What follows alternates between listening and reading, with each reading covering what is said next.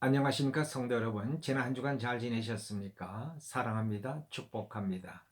오늘 우리가 함께 은혜 받을 말씀은 누가복음 12장 35절로 37절 말씀입니다. 제가 봉독하겠습니다. 허리에 띠를 띠고 등불을 켜고 서 있으라. 너희는 마치 그 주인이 혼인집에서 돌아와 문을 두드리면 곧 열어주려고 기다리는 사람과 같이 되라. 주인이 와서 깨어 있는 것을 보면 그 종들은 복이 있으리로다. 내가 진실로 너에게 이르노니 주인이 띠를 띠고 그 종들을 자리에 앉히고 나와 수종하리라. 이스라엘 나라의 신화는 다윗입니다. 명문 가문도 아니고 유명한 장수도 아닙니다. 베들레헴 촌에 한낱 목동이 이스라엘 나라의 왕이 되었습니다. 목동이 왕이 된 것이죠. 그 신화의 주인공이 될 수 있었던 이유를 성경은 딱 한마디로 말씀합니다. 사도행전 13장 22절 말씀입니다. 내가 이새의 아들 다윗을 만나니 내 마음에 합한 사람이라. 다윗이 하나님 마음에 꼭 들었다는 말씀입니다. 오늘 예수님은 주인의 마음에 꼭 드는 종의 이야기를 말씀하고 있습니다. 주인의 마음에 꼭 드는 종이 되면 주인은 종을 주인처럼 대접한다는 것입니다. 비천한 종이 주인처럼 대접을 받게 해주신다는 말씀입니다. 그럼 하나님 마음에 드는 종은 어떤 종입니까? 35절 말씀입니다. 허리에 띠를 띠고 등불을 켜고 서 있는 종입니다. 자, 첫째로 허리에 띠를 띠라고 말씀합니다. 허리에 띠를 풀지 말고 있으라는 겁니다. 50년대, 60년대 목사님들은 주무실 때 옷을 입은 채 주무셨다고 합니다. 바지 입고 넥타이 매고 주무셨다는 얘기입니다. 왜냐하면 주님이 곧 재림하신다고 믿었기 때문입니다. 팬티 차림으로 주님을 맞이하는 불충을 범할까 두려워서 옷을 벗지 않았다고 합니다. 그 당시의 목사님들은 주님의 재림이 임박했다고 믿었습니다. 수백만 명이 죽고 다치고 온 강토가 시뻘겋게 물드는 비참한 전쟁을 경험한 기독교인들은 이것을 주님의 재림의 징조라고 믿었습니다. 허리띠를 띠라는 말씀은 무슨 뜻입니까? 잠자지 말라는 것입니다. 영적으로 잠들면 안 된다는 것입니다. 영적으로 잠들면 믿음의 길을 갈 수가 없는 것입니다. 고속도로에서 나는 교통사고의 70%가 졸음운전이라고 합니다. 잠들면 대형 사고가 일어납니다. 믿음 생활에서 졸면 큰일 납니다. 졸다 보면 자게 됩니다. 신앙생활에서 잠자는 것이 무엇입니까? 말씀과 기도를 잃어버리는 것입니다. 우리가 항상 영적으로 깨어있기 위해서는 말씀과 기도를 쉬지 않아야 합니다. 초대교회가 크게 부흥했습니다. 수천 명씩 회개하고 주께로 돌아왔습니다. 교회가 할 일이 많아졌습니다. 사도들이 제일 바빴습니다. 그들은 새로 들어오는 사람들을 위해서 환영회를 하고 새신자들이 교회 생활을 잘 할 수 있도록 열심히 봉사했습니다. 사도들은 정말 눈꽃 뜰 새 없이 바쁘게 일했습니다. 그런데 교회가 이상해졌습니다. 교회의 은혜가 없어지고 성도들이 불평하고 서로 미워하고 다투기 시작한 겁니다. 교회 한쪽에서 일어났던 작은 불평이 큰 불평이 되고 몇몇 사람이 서로 미워하고 싸우던 일이 교회 전체가 두 패로 나누어져 싸움을 하게 된 것입니다. 교회가 두 쪽으로 쪼개질 판이 되었습니다. 사도들은 이 문제를 가지고 하나님 앞에 기도합니다. 하나님, 주님의 교회가 두 쪽이 나게 생겼습니다. 어떻게 해야 합니까? 이 문제를 어떻게 풀어야 합니까? 하나님, 우리에게 무엇이 잘못입니까?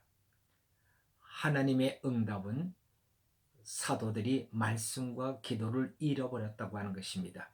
그들은 비로소 깨달았습니다. 문제의 원인이 말씀과 기도를 제쳐놓고 일에만 열중했다는 것입니다.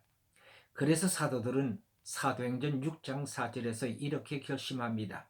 우리는 기도하고 말씀 가르치는 일에 온 힘을 기울이겠습니다. 말씀과 기도를 잊어버리는 것은 영적으로 졸음운전하는 것과 똑같습니다. 차가 속도를 내면 낼수록 더 위험하고 더 큰 사고를 내는 것입니다. 우리가 주를 위해 일하는 것은 너무나도 귀한 일입니다. 그러나 한 가지 조건이 있습니다. 졸음 운전 위험하니 눈 뜨고 운전하라는 것입니다. 그것이 무엇입니까? 기도와 말씀을 떠난 일은 그것이 선행이라 할지라도 위험하다는 말씀이요. 우리가 정말 주를 위하여 일하기를 원한다면 기도와 말씀이 선행되어야 한다는 것입니다. 찬양 사역을 하는 어느 사모님이 이런 이야기를 했습니다. 찬양 사역을 하려면 먼저 찬양 시간만큼 기도하고 말씀을 읽어야 합니다. 1시간 찬양 사역을 하려면 1시간의 기도와 1시간의 말씀을 읽는 시간을 가져야 합니다. 그래야 정말 하나님이 받으시는 찬양을 드릴 수 있습니다. 그 이야기를 듣고 저는 크게 공감을 했습니다. 우리의 모든 생활, 직장일, 사업장, 가정일 등 모든 일에 해당되는 말씀입니다. 사업장에서, 직장에서, 가정에서 크고 작은 사고가 났습니까? 그 이유가 무엇인지 압니까? 남편 때문도 아니요, 자녀들 때문도 아니요, 거래선 때문도 아니요, 아무개 때문도 아닙니다. 지금 내가 졸음 운전을 했기 때문이라는 사실을 알아야 합니다. 기도와 말씀을 잃어버린 까닭입니다. 매일 시간을 정해놓고 말씀을 읽고 기도하십시오. 하나님이 지금 다 보고 계십니다. 하나님이 어떤 자를 마음에 들어 하십니까? 허리에 띠를 띤 자. 그가 누구입니까?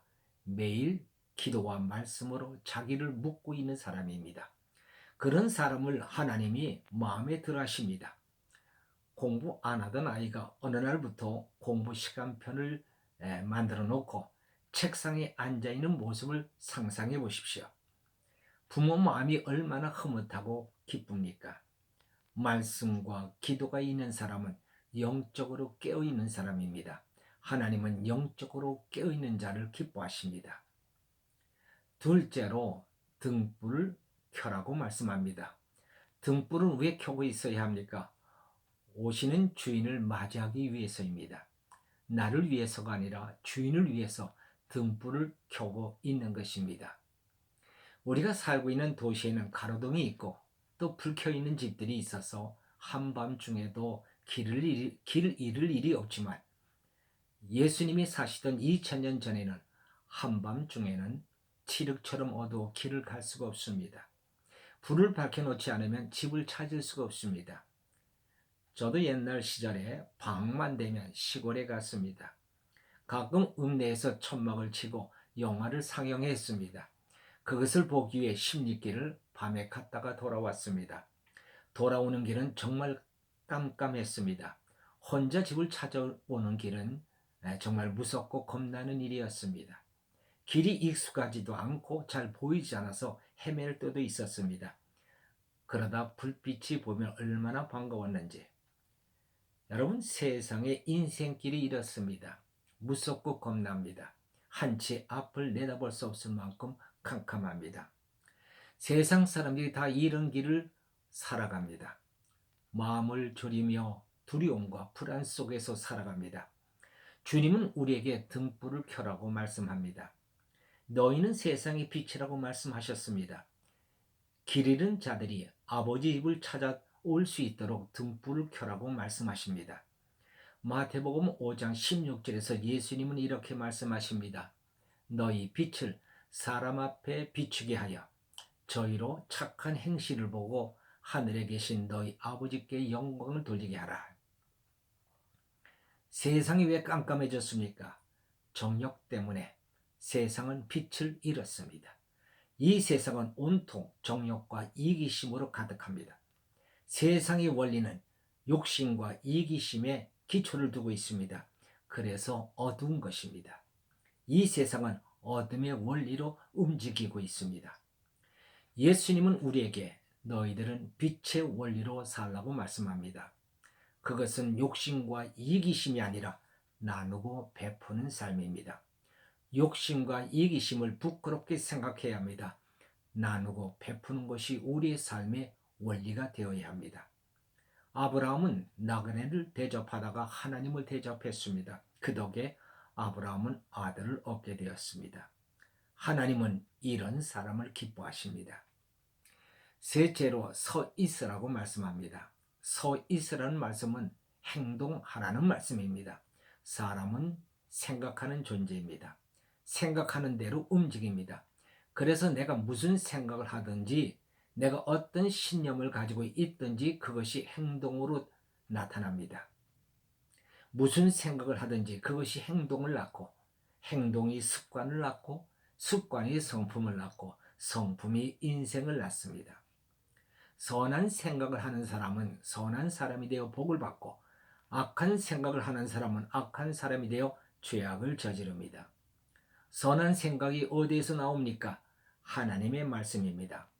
그러므로 말씀을 생각하는 사람은 말씀의 사람이 되고 말씀의 사람은 복을 얻습니다. 시편 1편의 말씀입니다.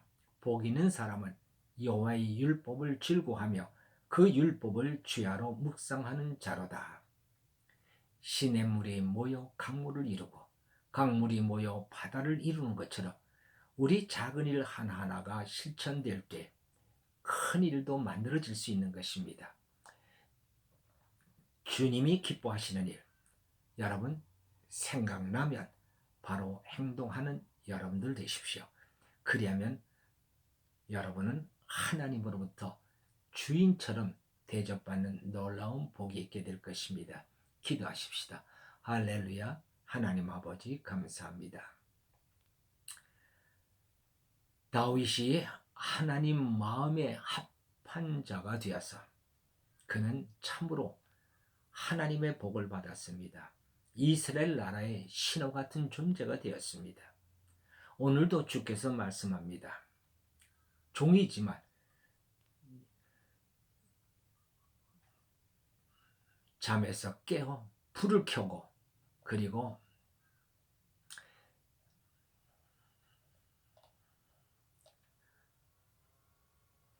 주인을 기다리는 사람, 그런 사람을 하나님은 기뻐하십니다. 하나님은 마치 그를 주인처럼 대접한다고 말씀합니다. 하나님 아버지,